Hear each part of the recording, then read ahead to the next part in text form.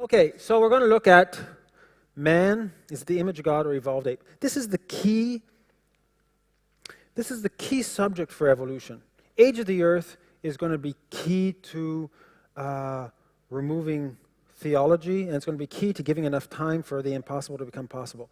But where you really sell evolution is the evolution of man.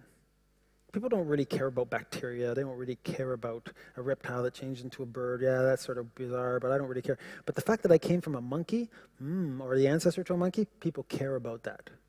And it sells. And so we see it regularly on magazines, and we see it the Planet of the Apes, and then you get all these Hollywood things. And so there's things we're going to talk about very important here.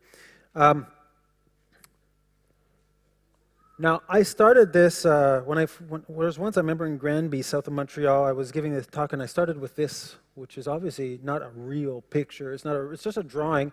And if you notice the eyes, those are not ape eyes. You see the white? Apes don't have white. So they've changed this face to look human. It's one of the key things. You look at Hollywood things, you'll see the apes look human if you put white in their eyes, because we have white in our eyes, but apes don't have that. They have black eyes. So they do these things, they modify things. Now, I put this up, and I was in this church with about 200 people, and sometimes when a church is really, really quiet, if someone just whispers at the back, it's like a shout. And she went, "Oh, my husband." And I hope he wasn't there. I really do. Because the reaction was very instantaneous, just as yours was. So, the similarity thing. Well, we'll talk about that in a moment. So the Bible says this: so God created man in his own image. In the image of God created he him, male and female created he them. In fact, for God, Eve and Adam had the same name. They were both called Adam. And so God created in his own image. This is how the Bible says. It also confirms it, Genesis 2:8. And the Lord God formed man of the dust of the ground and breathed into his nostrils the breath of life, and man became a living soul. And the Lord God planted a garden eastward in Eden, and there he put the man whom he had formed. So this is the biblical view of our origins. Now, we know we have other views. In fact, I'm going to show you some things from North America, because of course I'm from Canada. And since we talked about those numbers of how many people are Christian, what you see in the U.S. is what's on the cover of Time magazine is going to sort of reflect the culture in the U.S. So you'll see something like this, which is the Bible fact or fiction. And so you'll see that. And then 6 months later, you might see this, how man began. Because you have this sort of schizophrenia, cultural schizophrenia in an environment like this, where a certain amount of the culture believes the earth is young, and then a certain amount believes that we come from monkeys and apes. So you see this flip-flop back and forth on Time magazine. And of course, you have this one, which I love, Time magazine, and God said. I mean, you really probably, and it says Genesis there, right? And so you can think, yeah, it's not often that Time magazine declares the word of God. Well, let me tell you, I can guarantee that whatever Time says, God said, he said. God didn't say what Time said, God said, he said. Let's look at what it says inside. Science and original sin. And so we'll look at the first sentence of this article. The first sentence is this: as a story of creation, the book of Genesis long, long ago crumbled under the weight of science, notably Darwin's theory of natural selection. I don't think this article is going to talk much about original sin.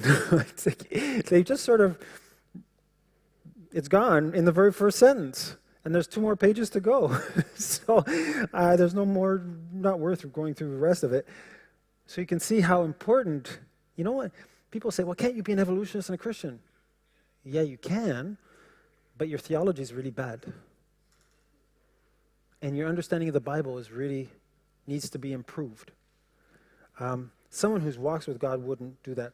So we have to ask ourselves, we're going to ask ourselves this question, and we're going to think. We like to anthropomorphize. That means we like to apply human characteristics to animals and sometimes to plants. And so we give them, and even to bacteria.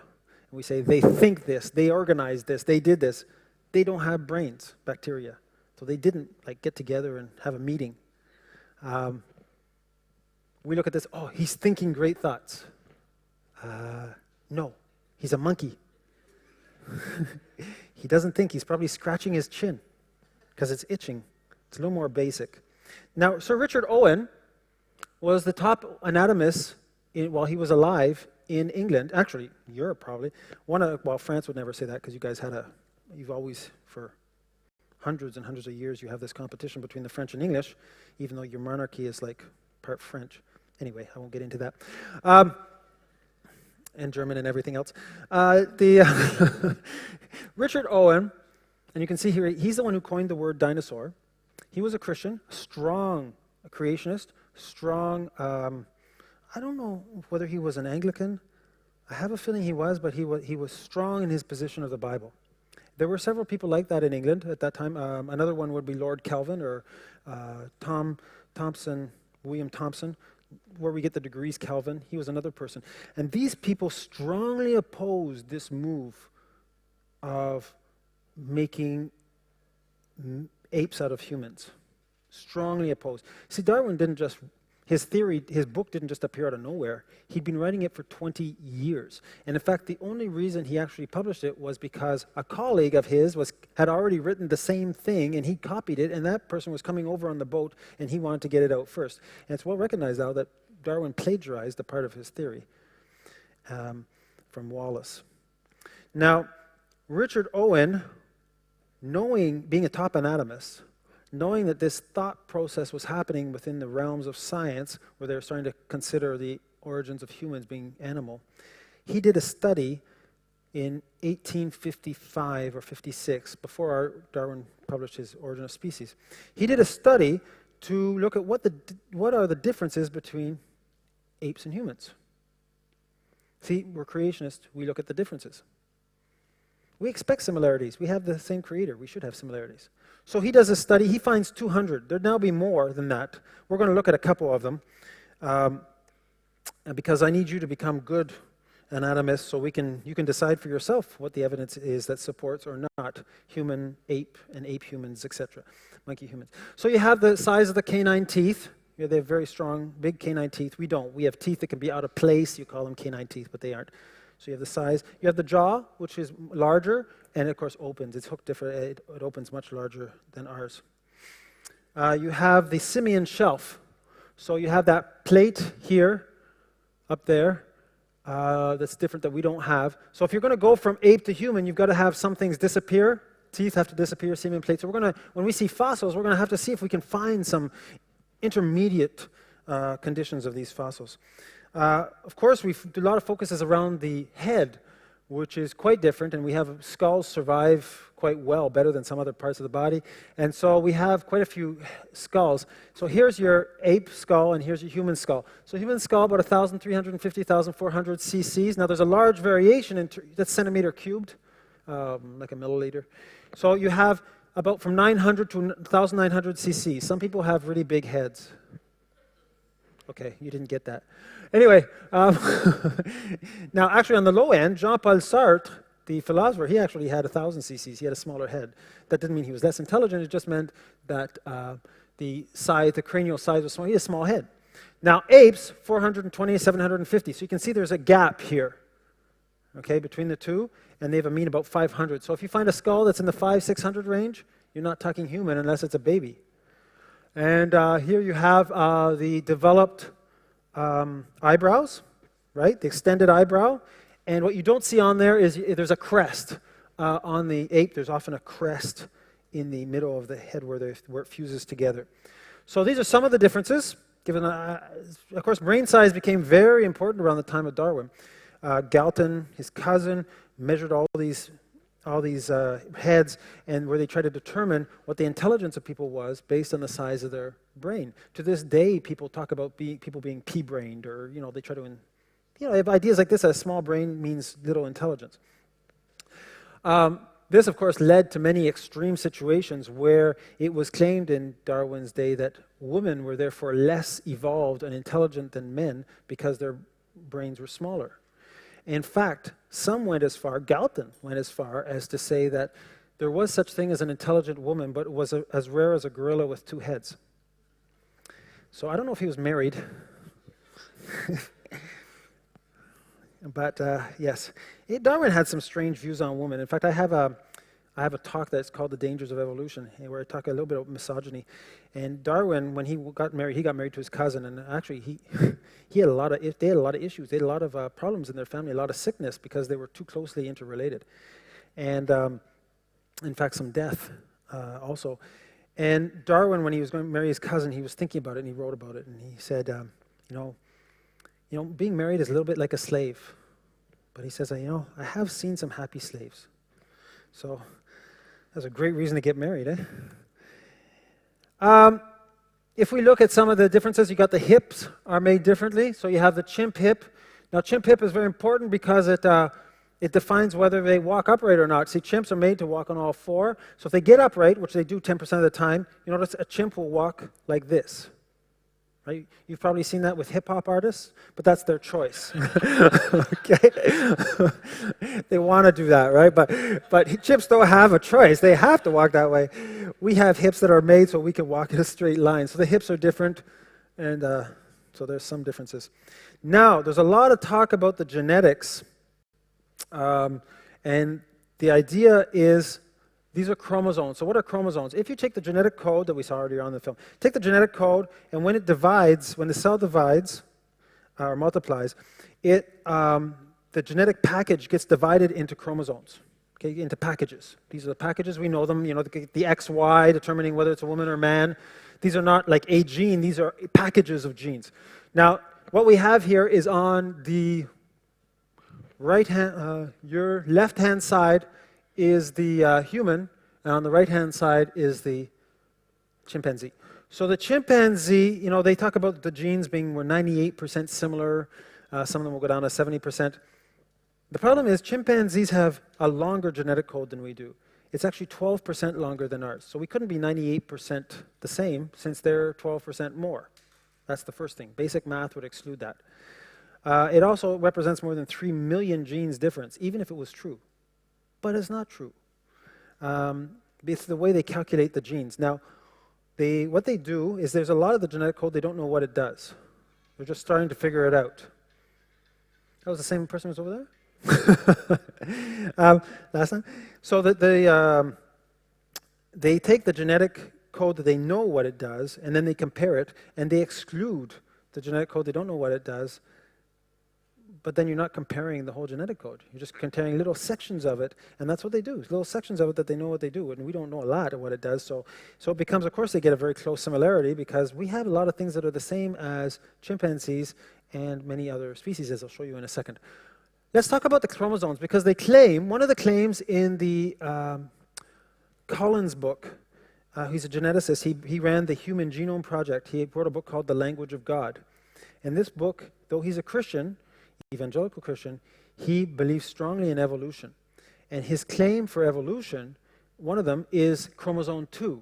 And he said, chromosome 2, if you put them together, the bands show up in the same place. So what obviously happened was that there was a fusion between those two chromosomes in the apes, and that's why it became, and I think part of 3. Anyway, they had 2 chromosomes, comes together, and it looks like the human chromosome.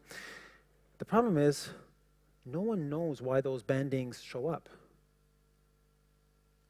He's just comparing the bands.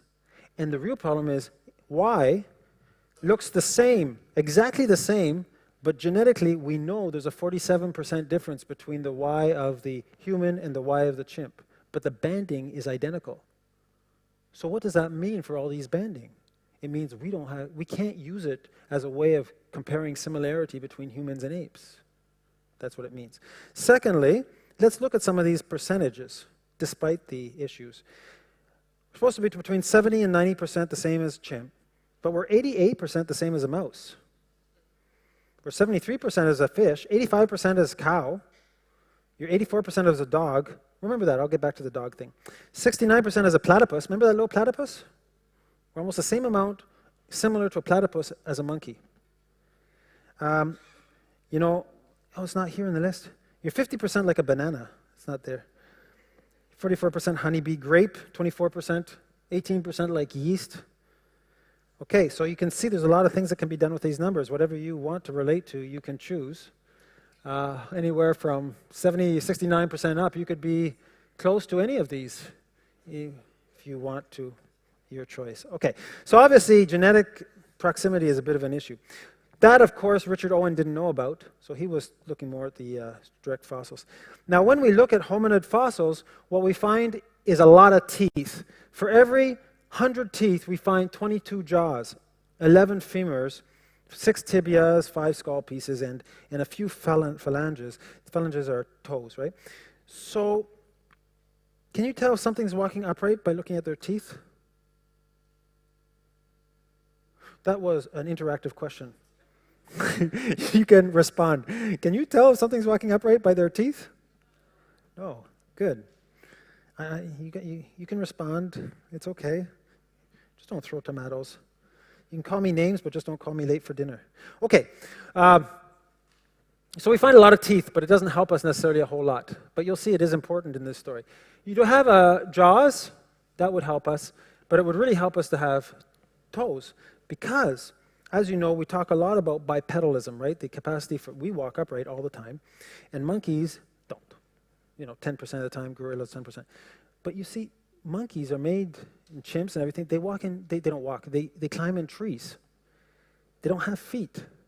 They have hands. It makes sense. You're running around in a tree. If anybody, like when I was young, I used to climb up trees, and every once in a while I'd fall down. I can tell you, feet are useless. You just keep going. Hands are useful. So you're going to need, what are you going to need to do to get a monkey to walk upright? Well, you're going to need to change its hands to feet. So if we could find some phalanges along with some jaws and put these things together, maybe we'd have something that could show that it was transitioning over to a human. Okay, because toes aren't ape. Now there's other things that need to change, like a knee bone.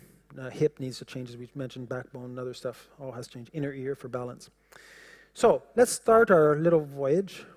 Wow, and yeah, we'll look at this because this is Neanderthal. So we're going to start in Neanderthal. We're basically going to run chronologically through the finds associated with the evolution of man that are in our textbooks. I'm not going to go through every one, but all the important ones we will cover today. And I'll save you a whole semester of courses. No one's getting my jokes. You guys ate, what? You must have eaten a lot of fatty food or something. It's like all the brain cells are like down figuring out what's going on in your stomach. And gee, okay. All right, so this skull, Neanderthal, you can see the eyebrows are a little bit extended, but the front of the jaw looks ape-like. Doesn't have any canine teeth. This sort of ape man, and they used to say Neanderthal was like ape man. But let's look at this a little more closely. This drawing of the Neanderthal fossil, purchased at the souvenir counter at Berlin Museum, it gives an ape-like appearance because, see, the lower jaw is actually out of place, 30 millimeters over an inch out of the socket. He actually had an overbite. And this has become important because when you find fossils, you put them together, and you'll put it together based on your preconceived notions about what you're looking at. And this is going to become very key in the question of evolution of man. And so you're basically rearranging the data by changing where things are based on your preview. Now, some of this is unconscious. It doesn't mean it's a fraud. It doesn't mean it's necessarily on purpose. There are sometimes it's a fraud. Sometimes it's unconscious because they go into the situation with a preconceived notion and they just make it fit their preconceived notion. They don't even realize they're doing it sometimes. Okay, so let's continue with Neanderthal. Here's Neanderthal. So the man, and this is a very old picture, an ancestor, the man of 20,000 years ago. Okay, this is quite old. And so this is what became popularized as our ancestor. And you can see a skull here. You can see very big feet. This is obviously an ape-like feet and a lot of hair. And that was based on a few skeletons found in Germany, mainly in Germany. And the pictures would go on like this. And so here you have, see, brutes that never were. These images of Neanderthals were once widely displayed. Well, this is how Neanderthal was presented. And you see, very important, this is the Neanderthal family. Now, from a fossil, can you tell how much hair someone has on their body? Nah. You can't really know what they wore unless you found something around that was worn. And what they have is a look that's very important, this beady-eyed look, it's a look, you can't see my dot, but it's the look of stupidity around the eyes. The artist's rendition gives you the idea that these people are primitive, they don't have knowledge, they're not really good with tools, they're not able to do jewelry, they're primitive. They're non-evolved man. And that's what the impression gives.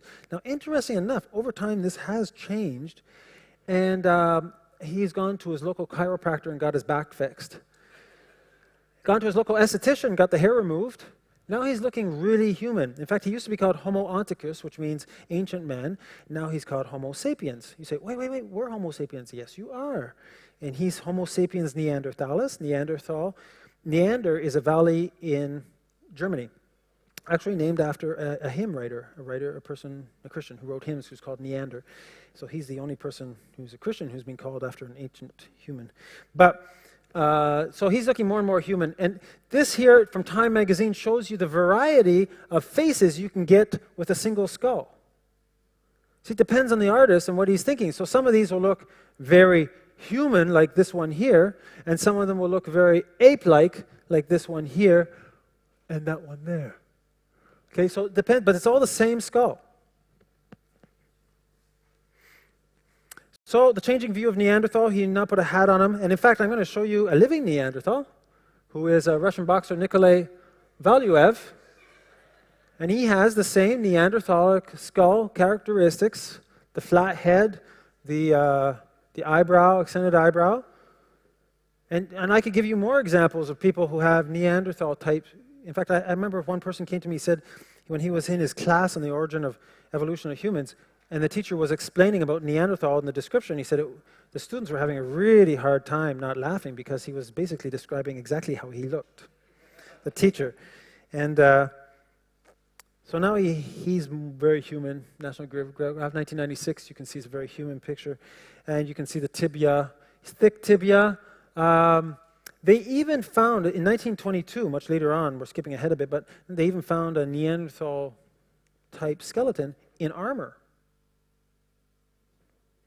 So we didn't think of that as being how Neanderthal ran around. Now in the Germany, you can see this in Ekrath. Neanderthal now has a suit, and he looks very, very human. In this case, he's tall. Sometimes they show him tall. We notice that sometimes they show him shorter. There's a question about their legs, because it's sort of like they had rickets, or they had like bending legs. Were they older? I don't know. Lots of questions about Neanderthal. But one thing for sure, he doesn't look very ape-like. But what was pushed in the popular media was that this was ancient man. You saw the pictures there, the drawings, and the unintelligent and primitive man. Because the idea is, in evolution, what comes before has to be primitive, right? You have to go back, and it has to be less than you are, because we're the ultimate result of evolution. Now, the thing is, Neanderthal had some very big tools. He hunted mammoth. Mammoth are elephants times 2. Okay? The last mammoth killed in Alaska was in 1840. There were 4 mammoths that were killed in Alaska that are documented. They haven't disappeared thousands of years ago. In fact, if we have time, I don't know if we will, but if we have time, I think I have on this computer a film of a living mammoth. Not a hairy mammoth. It's not all mammoths were hairy. There's about 100 of them in Nepal, and they're clearly mammoths. But anyway, remind me if we have time. So what's interesting about their tools, is that they put these on spears, and these are big rocks. And the first thing is, how do you make these flints? How do you get them? It is quite a science. In fact, Jacques Pellegrin says it takes months, if not years, to learn it well and how to crack them right. I have worked flint for 15 years now and can say that the techniques used by the Neanderthals are no less difficult than those used by later by modern humans. So there's no primitiveness when we look at their tools. They have, I don't have pictures of it all, but they have flutes. They have burial ceremonies. They do have jewelry because we can see it. Because they used to, when they'd bury, Neanderthals would bury themselves, get buried, they would put ochre, it's like a red powder, on them. And so whatever was on the body would stay there, and it would keep the ochre off, right? Because the ochre would fall on the jewelry. And so we found areas where they said Neanderthals, times when they said Neanderthal didn't have jewelry, but you could actually see where the jewelry was because of the ochre made the shape of the jewelry. They had hats, we can see them in the paintings in the caves, very advanced processes. And even these flints are aerodynamic. See, what you do is you get big spears, heavy spears. They had like a crazy glue that they created, and they put the spear in it, and then you run up under the elephant, and the elephant comes up like this, and you spear it. Even the American Indians used to do that to the mammoths. You get the spear underneath, and the elephant or the mammoth would come down on the spears. And of course, you want to get out before it comes down because you end up dying. And some people do. How do we know that? Because we actually found places where they killed mammoths in Alabama, and where you can see where some people had died because they've been trampled on by the mammoth. And they used to hunt them like that. So very advanced techniques here for hunting. They did paintings like this one. So here you see the effect of 3D. They used the rock to show a 3D aspect. So you've got the center of the horse, the belly of the horse. And so they have this a little bit all over where you get this 3D aspect. Now, this is very interesting because if you're looking at a perspective in 3D, you're going to draw things differently, right? So you're going to do, what's up front is bigger and closer. And so you have this effect on a 2D plane of a 3D surface. 3D effect, I should say, on a 2D surface. And then on the other side, you have what, like the hieroglyphs. Everything's in 2D. Now, which one is more primitive? It sort of looks that we're finding things more primitive later than earlier. Here I have another example where you see these rhinoceros and these long, and they've used the distance. It's bigger at front, smaller in back, and they've used it to create a 3D effect. In the in the Neolithic, it gets much, much simpler. So we actually see a degression or a devolution. It doesn't exist the word, but we don't see what we're expecting to see. Now, something very interesting, in the caves in Lascaux, they have this beautiful painting of a bull, and they have other creatures around very deep in the caves, like I think 500 or 700 meters in the cave, if I'm not mistaken. And someone tried to figure, well, what were they doing? What was he drawing? And it has come to the Rappengluck, and you can actually look this up on the internet. He actually decided that he recognized those 6 dots up in the top. He said, you know what? That looks a lot like the Pleiades. That looks a lot like stars. Or maybe this is like a zodiac. Maybe the Neanderthal was creating a planetarium. And that's what they think he was doing in Lascaux, is that the Neanderthals came under and were recreating the skies. Now, I don't know of anybody, I can't, maybe you can, but I can't recreate a planetarium going into a cave from memory with any exact anything. This doesn't sound very primitive, does it? And they've identified like 4 constellations. Now this is an ivory, clearly Neanderthal. The sculpture is Neanderthal. You can see the formation on the head of Neanderthal. This is ivory from a mammoth ivory. Now what's fascinating about this sculpture is it's about the size of an eraser on a pencil. It's extremely fine. So Neanderthal could really use his hands. There's no evidence of Neanderthal being primitive. Now let's talk a little bit, how could we get these facial constructs like Neanderthal? In this book called Buried Alive by Dr. Jack Cuozzo, he noticed that studies have been done on how our heads change over our lifespan. And this is a woman, female from 34 to 83, and then you have male from 45 to 77. And so you have these changes that take effect there, and it also depends on the forehead. So the jaw comes forward, the nose comes forward. If you have a flatter forehead, very much like the Russian boxer we saw, you're going to definitely have an accumulation on the eyebrow because of just eating. When you're chewing, the teeth hit against the teeth, it creates a shock. The shock pattern is absorbed through the skull, and most importantly, across the whole front area here. And so it's distributed. Now the bone responds to that. Your whole skeleton replaces itself every 7 years. And so the bone is responding to that all the time, all these shocks. And so if your head is flatter, the shock is all going to be absorbed right over the eye, and the bone cells are going to respond by building up bone. Whereas if you have a flatter head and higher, then it's going to be distributed wider. You're not going to have that buildup. Jack Cuozzo actually thinks that Neanderthal may just be humans that are like 400 years old, and we'd all end up looking like Neanderthal. That could be interesting, considering that the Bible talks about people living very long ages, even up to 1,000 years. And of course, after the flood, there was a period of time where people lived 600 and then 3 generations of 400 years. Okay, maybe. Notice that teeth, they knew how to sharpen their teeth. That takes a little bit of dexterity. This one's interesting. This is a Neanderthal skull called Broken Hill Man. Has a hole in it, and if you actually follow the hole through, it has all the earmarks of being a bullet hole. But we don't really picture Neanderthal running around with a gun. What's interesting about this also is that when they first published this, they removed the hole from the picture because it was a little embarrassing. Now, so you have Neanderthal, you have Ernst Haeckel. Now, Ernst Haeckel is the Darwin of Germany. He's really pushing evolution, and he imagines a scenario where the differences for him between humans and monkeys are so close that it's only the question of speech. We talk and they don't. And so this is Pithecanthropus alulus. So Pithic, monkey, anthropo, man, alulus, without speech. And this is the picture he did. Now, I'm not sure how you'd find out who was Pithecanthropus alulus. But before we get to that question, a lot of things in the news have talked about speech or signs, because as you know, monkeys don't talk, but they grunt. But they have sign language, and can we really communicate with monkeys?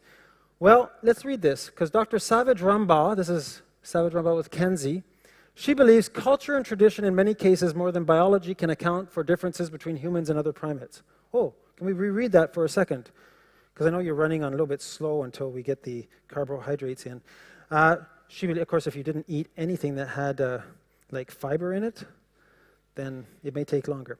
She believes culture and tradition, in many cases more than biology, can account for the differences between humans and primates.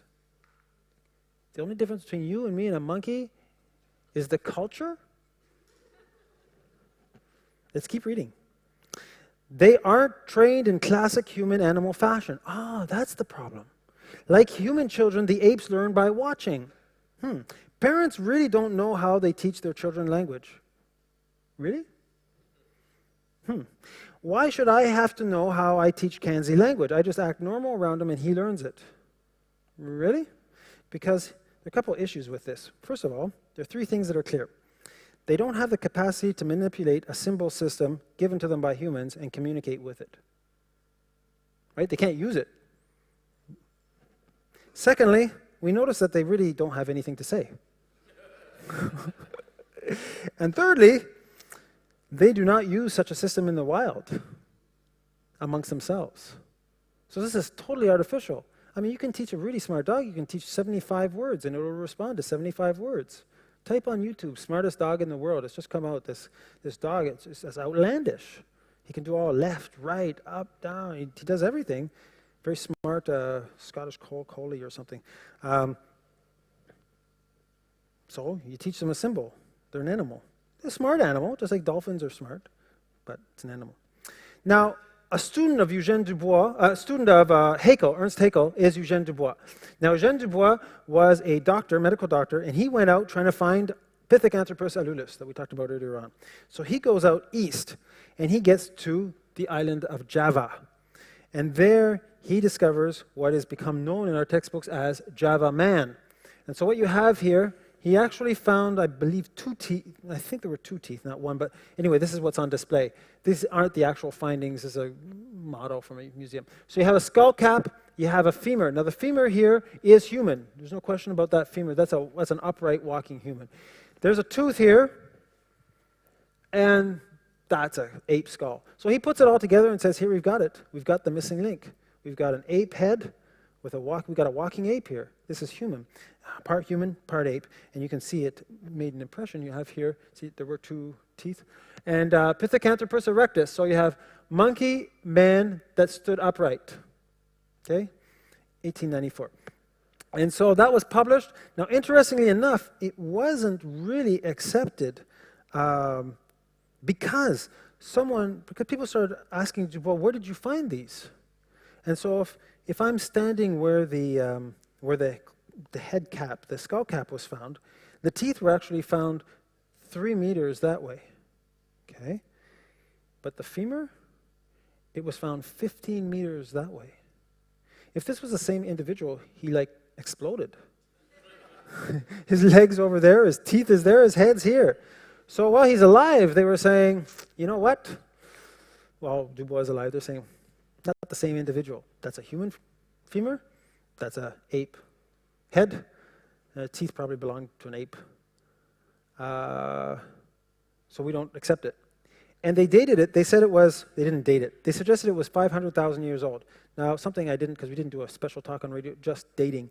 There is no real method for dating 500,000 years. Radiocarbon is that 50,000 years and less. Then you have potassium argon basically starts like around 650, 700,000 years. So you have this in-between area, which is not a real date. So something is, they say, oh, it's 400,000 or 500,000 years old. They've really made it up. There is no dating method for that. So anyway, that's what happened. So it's not accepted in his time, but it's in our manuals today, by the way. Now this is how they recreate Java Man. So you have just the skull cap. What's in white is imaginary, because we don't have that. And here's what the face they put on him, and that's a human face. They give to a gorilla skull cap. Now, Neanderthal comes back onto scene as we start finding Cro-Magnon. Cro-Magnon means big hole in a French dialect. It means a caveman.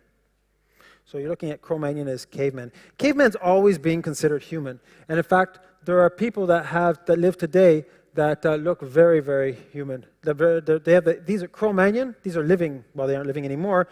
Sitting Bull, they look exactly like Cro-Magnon. They have the exact same structures. They're human. Notice they put the jewelry in here, because they want to say that Cro-Magnon could do jewelry and Neanderthal couldn't. But that's not true. Neanderthal could and did. He also did pictures on caves. He also did paintings on caves. And of course, they drew mammoths, and so Neanderthal, which is sort of interesting because how old do you want to put the mammoths in that case? Because I think they would have put the mammoths much, much, much older if it wasn't that Neanderthal and Cro-Magnon were painting them on caves. So they can't put them much older. But at any rate, some have been arrived recently. Now, 1894. Now, Darwin said that when there should be so many transitions that we should be able to discover our ancestors just basically outside the doorstep of our house. They should have been building up over years and years and years, and we should have these ancestors there. And so now we are 50 years, 50 years after the theory of Darwin's come out. And what do we have for evidence for the last link, the most important one? Neanderthal looks pretty human. Java Man's not accepted. Cro-Magnon is human. What is there? You got to do something about your theory if you don't have any evidence for the theory and you're 50 years in. So interesting enough, just a couple kilometers from Darwin's house, we get a great discovery here called Piltdown Man. Now, Piltdown Man, discovered by the edge of the road, and they discovered this. I mean, this made the papers. Here's the New York Times from 1912, December 22. Darwin theory proved true. I mean, this is important stuff. English scientists say the skull found in Essex establishes human descent from apes. Okay? Thought to be a woman's. I don't know how they figured that out from a skull. Bones illustrate a stage of Eve. Creature could not talk. I don't know how they figured that one out either. And certainly, there's got to be a joke in here. Creature couldn't talk and it was a woman's. But anyway, I won't go into that. Can't be. I heard this story of a pastor who had his dentures redone, and so he comes back to, gets his dentures redone. He comes back and preaches on Sunday, and the sermon lasts like 8 minutes, and then it's just, he leaves. Next week he comes, preaches for 10 minutes, and he leaves. The third week he comes, he preaches for 2 hours and 48 minutes. They actually have to come up on the stage and take him off while he's still preaching. And they get him down. They say, what happened to you? Well, he said, this is what happened. He said, 3 weeks ago, he said, I had the dentures redone, and so I had them out. They were sort of sore to talk with. So after 8 minutes, I couldn't speak anymore. And he said, the next week, I could do 10 minutes before it got sore. He said, this week, I made a mistake, and I took my wife's dentures, and I couldn't stop talking. Okay, stereotyping. All right. Piltdown Man, he's assembled from different things put together, different pieces, skulls, and you have a canine tooth. Teilhard de Chardin was important in this. You had obviously the jaw is ape. You can see the jaw is an ape jaw, big jaw. And canine teeth is obviously ape. Skull could be put together in any way. So this was decided. Here we've got the proof, as you saw in the paper, was studied by some of the top scientists of the day here in England.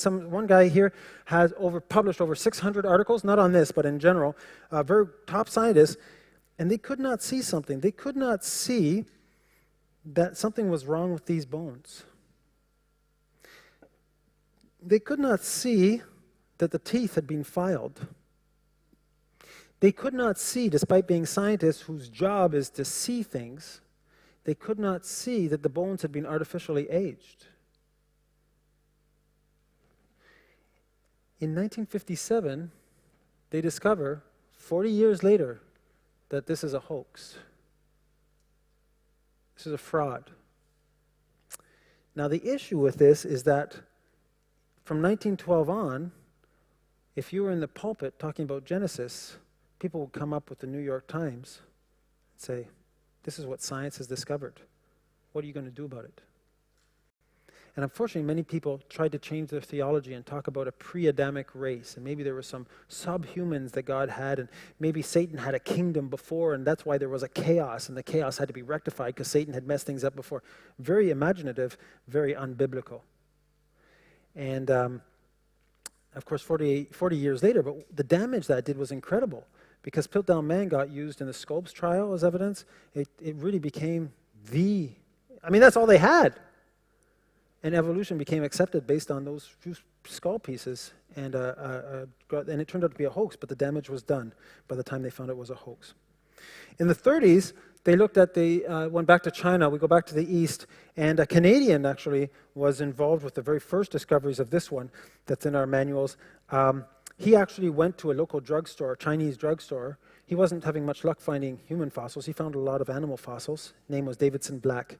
And he went to a drugstore where they had dragon teeth. And these are fossilized teeth. And he went through a drawer of dragon teeth. He found a human dragon tooth. And he said, voila, Sinanthropus pekinensis, monkey, man from Peking, a single tooth. Remember I asked you that question, can you tell if something walks upright just based on the tooth? Apparently he thought you could. Now it was very lucrative because it brought him $80,000 in 1929 to continue his research. That's a lot of money. And so he did continue his research, and of course they did continue digging, and here is Peking Man. So Peking Man shows up here, as you can see, looks like, it looks sort of human, but what you don't know is that it's about the size of a grapefruit. In fact, everything about the skull is chimpanzee. And it really looks chimpanzee. It doesn't look human at all. That's the additions they've done to it. And in fact, many of them the skulls are broken in the back, like smashed in the back. And you have to ask yourself, are you looking at the hunter or the hunted? I think you're looking at the hunted. And so, Peking Man dated at supposedly 500,000 years, which means nothing, because there's no dating method for 500,000 years. And he's in our textbooks, even though the actual bones have all disappeared during the Second World War. They have casts, but the real bones all disappeared during the Second World War, and they've never found them since. Now, there's a lot of prestige and money, as I mentioned before, associated with finding your ancestors.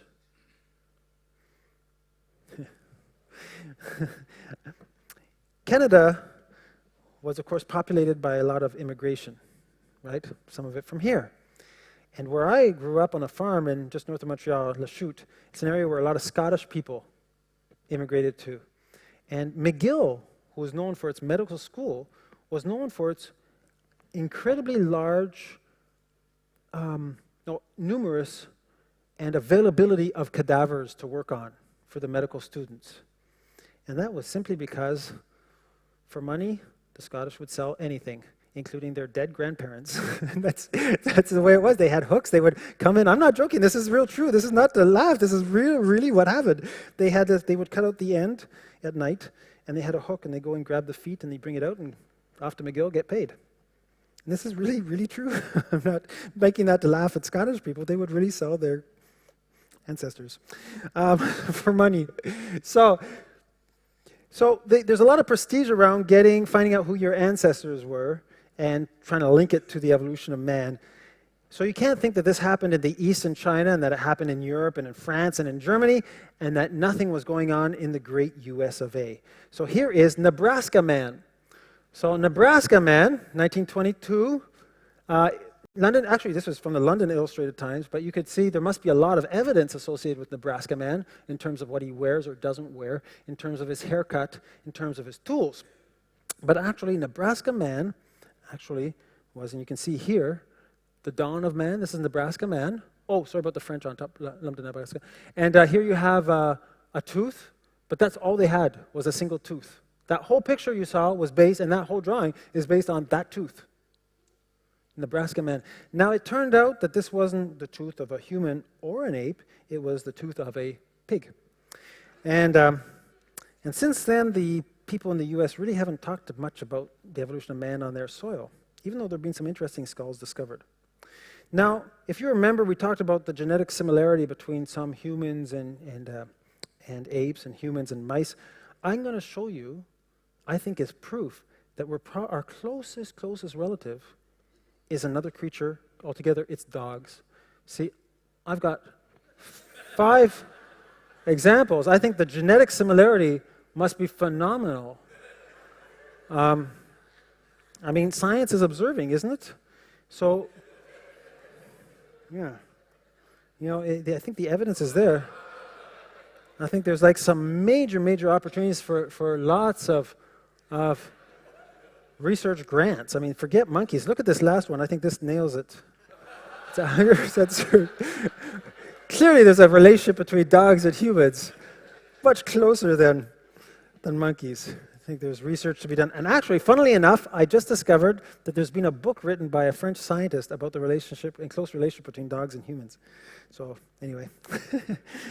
All right. Now, I took a break there because there was a reason for a break. When the fraud came out in 1957, that slowed things down a lot, right? Your major prize is a fraud. You've got to sort of scramble. And so now we're going to jump to Africa because we don't really talk too much about Europe anymore because it's all Neanderthals and Cro-Magnons and they're all very human. Now there are a few Homo erectus, but now they're jumbled together with Neanderthal. And so basically you won't hear much coming out of here. I will speak about one in Spain that a few years ago. Now, this was one of the first ones out of Africa. There was a Ramapithecus from the 30s, but it was just a jawbone, and it was had the simian plate and everything. But they had this one. Now, he was called Nutcracker Man. If you look at the name at the top, Xenanthropus. And whenever you see anthropo, like anthropology, this is the study of man, right? So this is, Xenanthropus means man. Don't look at the second name that you see here, Australopithecus robustus, that's the name now. But when it was found, it was named Xenanthropus bosei, common name, Nutcracker Man. Now let's look at this. You have enough knowledge, based on what I've just shown you, to be able to determine whether this is human or not. This jaw is not human. Big canine teeth, enormous jaw, crest on the top, small skull. There's just nothing human. In fact, it's really easy to say this wasn't a human. Now, of course, now it's called Australopithecus robustus, which means southern ape that is robust. That I agree with. But what the Leakey named it as was a human ancestor. Now, Ian Juby, a good friend of mine that I mentioned earlier on, he developed a very significant testing process to determine the differences between human and chimp or ape skulls. It's a breakthrough in research that he did here, and we like to call it the pink sunglasses test. Now, it's the ultimate test. You see, if you put the pink sunglasses on the skull and it stays there, it's a human. If you put it on a skull of Xenanthropus and it doesn't stay there, it's not human. And so this test was done, and it's not very expensive to do, you know. Very efficient. Okay, skull 1470. Kenya, this is supposed to be 3 million years old. So now what's going to happen is they've decided we're not going to tackle the ape men and the man ape. We're just going to let people think that we've already solved that issue. We're just going to talk about monkeys that walk upright 3 million, 5 million, 8 million years ago. And they're not talking anymore about ape men and men apes. It's basically because they have nothing more to say. There's no evidence.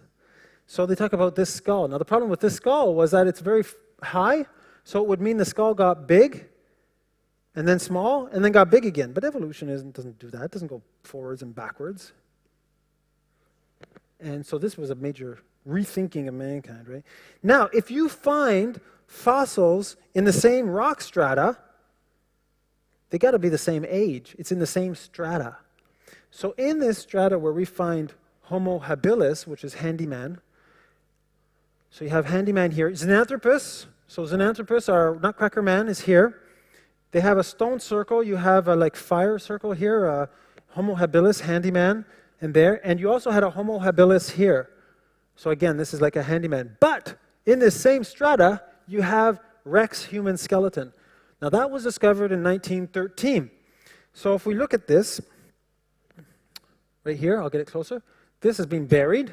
You notice animals don't bury themselves. They don't have you don't see, a rabbit dies and a couple of rabbits come out and dig a hole and have a little ceremony. It doesn't happen. Humans do that. Now, you see, this is a human, completely Homo sapiens sapiens, in the same strata. So if it's the same strata, Homo habilis can't be an ancestor, right? And in fact, I think, hold on one second. Where's my mouse? There it is. Hold on one second. I want to show you something that just came out. See if I have this. Here it is. I'll bring it over to that screen.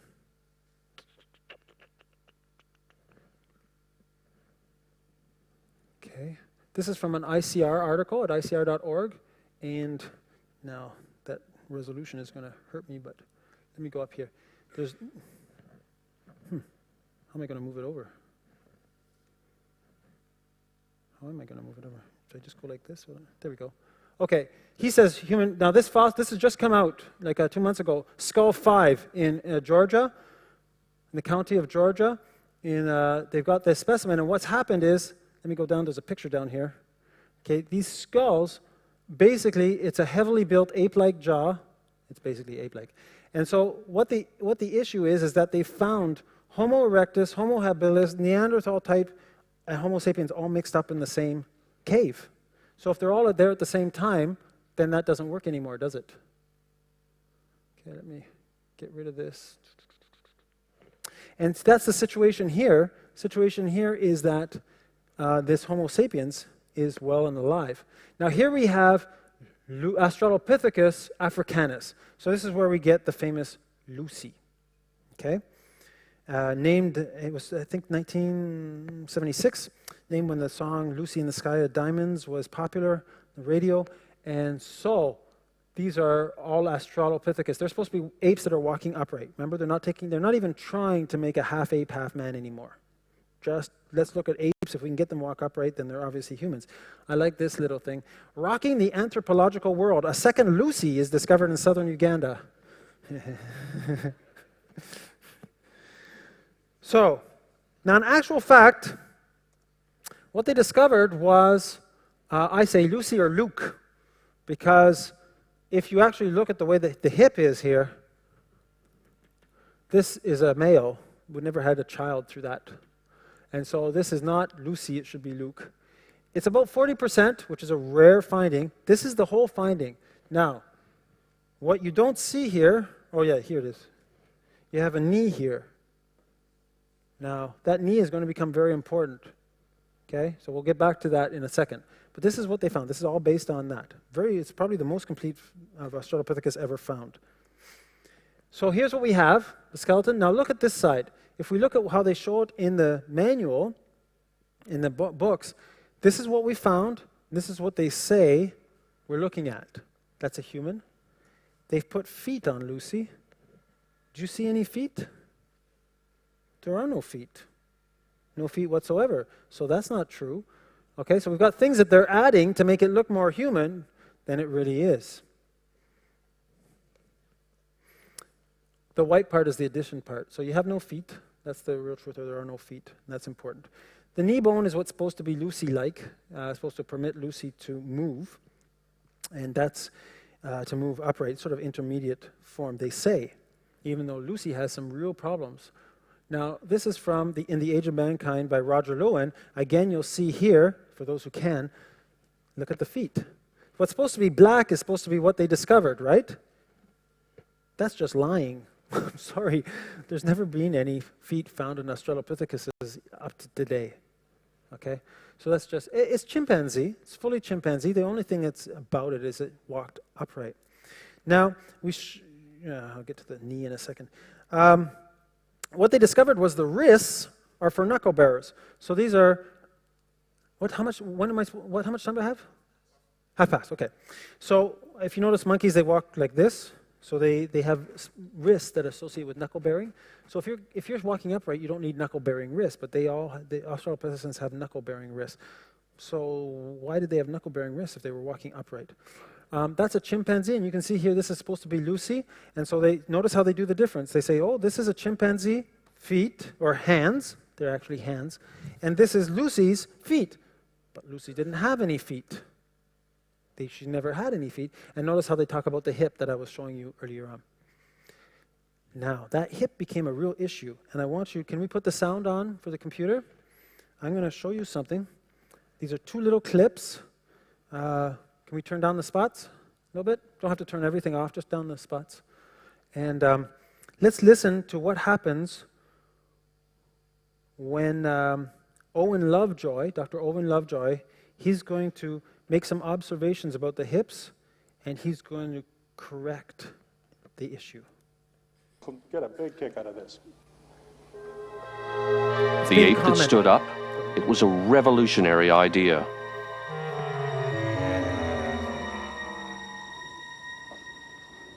We needed Owen Lovejoy's expertise again, because the evidence wasn't quite adding up. The knee looked human, but the shape of her hip didn't. The shape of the hip Superficially, her hip resembled a chimpanzee's, which meant that Lucy couldn't possibly have walked like a modern human. But Lovejoy noticed something odd about the way the bones had been fossilized. When I put the two parts of the pelvis together that we had, this part of the pelvis has pressed so hard and so completely into this one that it caused it to be broken into a series of individual pieces which were then fused together. So he's saying, actually, that he thinks a deer stepped on the bones and fused them together. I don't know how that works. But he's saying, remember, I've got another one clip coming. He said, as we continue this, he said, it couldn't possibly be. You heard that? He said, couldn't possibly be. Everything looks like a chimp. Well, that's because it is a chimp. But he said, no, we're gonna fix this. So let's take a look at how he fixes this.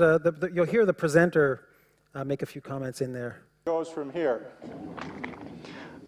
This has caused the two bones, in fact, to fit together so well that they're in an anatomically impossible position. The perfect fit was an illusion that made Lucy's hip bones seem to flare out like a chimp's. But all was not lost. This is a power saw, friends. You may want to put your goggles on. Lovejoy decided he could restore the pelvis to its natural shape. He didn't want to tamper with the original, so he made a copy in plaster. Notice he's removing whole parts, not just cutting. He cut the damaged pieces out and put them back together the way they were before Lucy died. It was a tricky job, but after taking the kink out of the pelvis, it all fit together perfectly, like a three-dimensional jigsaw puzzle. Look how perfect.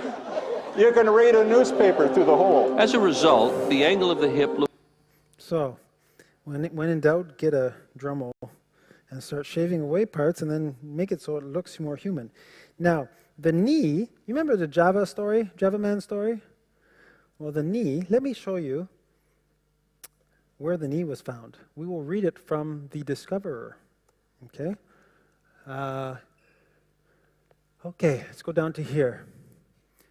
November 1973, during my first major expedition to Hadar, I found a perfectly preserved knee joint at the locality numbered AL 128-129. All detailed anatomical analysis and, biochemical considerations of this joint locate the hominid possessing it, Australopithecines afarensis, was fully capable of upright bipedal position and gait. Now look at the next paragraph. In 1974, Lucy was found in a locality situated some 2.5 kilometers from where the knee joint was. The knee is 2.5 kilometers away, and it's 70 meters found 2 kilometers, and it's 70 meters above. The skeleton is 70 meters above. Why in the world would he put the knee with that skeleton? I mean, we're not talking 15 meters, we're talking 2.5 kilometers. This would mean like the chimpanzee, if it was the same individual, lost its leg while climbing up a hill. And it was extremely perseverant and kept going with one leg less and then died at the top of the hill. What? Now he said, no. He said, that's not the way. He said, we found footprint. This was the sign by Johansen, who discovered it. He was all upset about the creationists pointing this out. So I actually quoted from his letter. He said, he justifies it. He says, that's what happened, but he says, we found footprint. So why can't I put them we found footprint or footprint. Why can't we say that this is from Afarensis? Because it's in the same strata. So someone had feet. Well, yes. How about humans? There are human fossil footprints all over the world.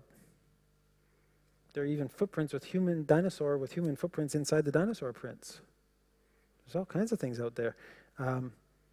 If this is human, I'm not saying it is, but if it is human, then it's just human. But you see, their problem is they don't want to accept humans being around 3.5 million years ago.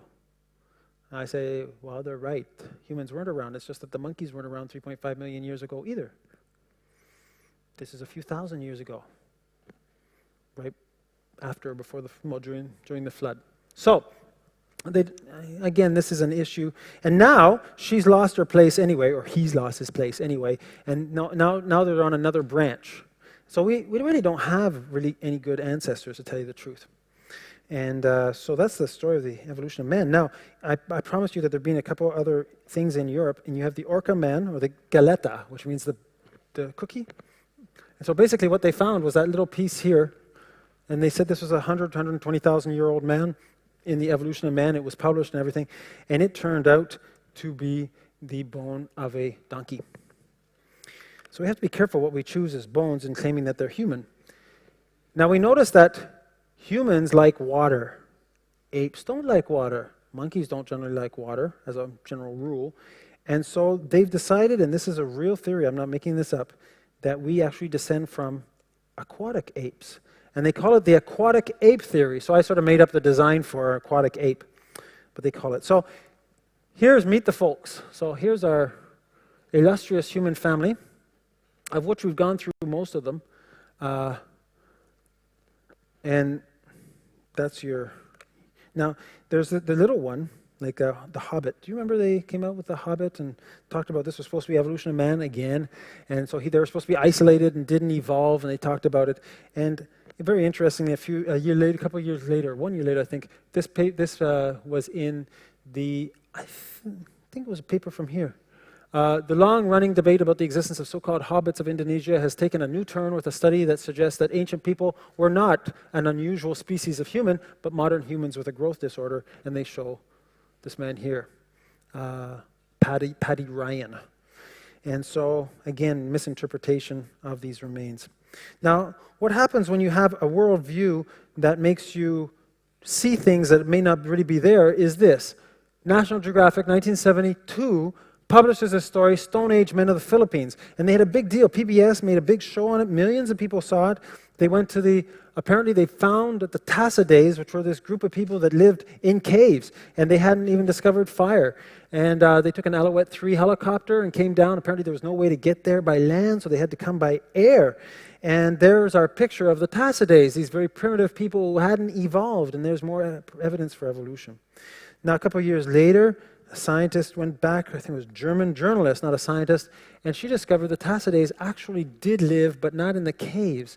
They actually lived on the other side of the mountains with very modern attire. And this was all a setup for National Geographic and a certain amount of money that was exchanged hands by the people who set it up. And everybody was taken by it. And National Geographic never came out with an erratum about this, neither did PBS. Lyle Watson says the fossils that decorate our family tree are so scarce that there are still more scientists than specimens. The remarkable fact is that all the physical evidence we have for human evolution can still be placed with room to spare inside a single coffin. That's all the published specimens. Now, actually, there are a lot of fossil human skeletons, but they aren't interesting because they don't have to do with the evolution of man because they are human. They estimate about 30,000 human fossils. Now, this is from a journal from Science et Avenir or something from Quebec, and this was on the cover story. So here we have an interesting situation. We have a monkey and we have a human, obviously trying to show. Now, what have they done to the human to make it look like the monkey? Just come out. Just don't come out, but I mean, just say what you think. Someone? What was that? The jaw longer? No, I don't think they made the jaw longer. The tilt of the head, we'll get to that in a moment. That's very important. The jaw is not longer. I think he just doesn't have teeth anymore. You know, just an old person. Eyes, okay, sort of dark. Yeah, they've got that. Sort of looks like there's an eye, pronounced eyebrow. What else? Bigger head. Actually, it would have to be a smaller head or a bigger chimpanzee head, because actually these aren't the right sizes. But yes, they have tried to make them look the same size, even though a chimpanzee head's really small. What is that? Yes, the neck, of course. They picked someone who they wanted to, especially the way he is an older gentleman like this. There's a couple, two other things that are pretty important that you haven't touched on yet. Hair, yeah. They get someone who's sort of bald and has a sticky thing, not sticky, but has that prickly white hair and looks sort of like the hair of apes. And what's the last thing that, one of the things? Nose? Oh, no. Where are his clothes? Where are his clothes? Why isn't he wearing a shirt and tie or whatever? Well, because they want to create a similarity between the two. It's a marketing thing. So you create that similarity. Now, of course, the gentleman has said something very interesting. They're both looking upright. That's very significant. Humans look upright as we consider God as creator, as we consider the stars, as we think abstract thoughts, think about the future. We look upright. A monkey looks upright because someone's holding a banana. Okay, very different. And so what we're dealing with here is a marketing to make the force, and they have the ears, of course, he doesn't have much hair, so we get the similarity here. It's all done to give the impression that we're really close to the chimpanzee. Okay? And what's funny is they put this on the cover, and then you say, you talk to an evolutionist, you say, oh, I don't believe we come from monkeys. And they'll say, oh, we don't say we come from monkeys, we come from the ancestor of a monkey. What does the ancestor of a monkey look like? Oh, it looks like a monkey. Oh, strange. Okay, get that straight. This is the evidence for evolution, human. There you have a gorilla, there you have a human. The evidence is nowhere in the display, it's just on the picture, because it has to do with the imaginations, okay? 2 Timothy 4:3-4 says, for the time will come when they will not endure sound doctrine, but after their own lusts shall they heap to themselves teachers having itching ears. Doesn't mean they have eczema, it means they want to hear something. And they shall turn away their ears from the truth, and they shall be turned to fables. I can't think of a better fable than this idea that either frogs become princes in 150 million years, or that monkeys can become human. That's fables. And they will turn themselves unto fables. As we get to the end, I want to go over this again. I showed this last night, but many of you weren't here last night. It all has to do with where we're going. Origins has to do with our destiny. People are interested in origins only because of their destiny. Because where you come from defines where we're going to go. All right? So if you're an ape, and you're an animal, evolved animal, you set the rules.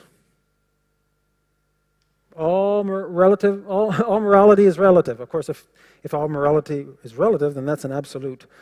But the issue here is that if man sets the rules, we're in big trouble.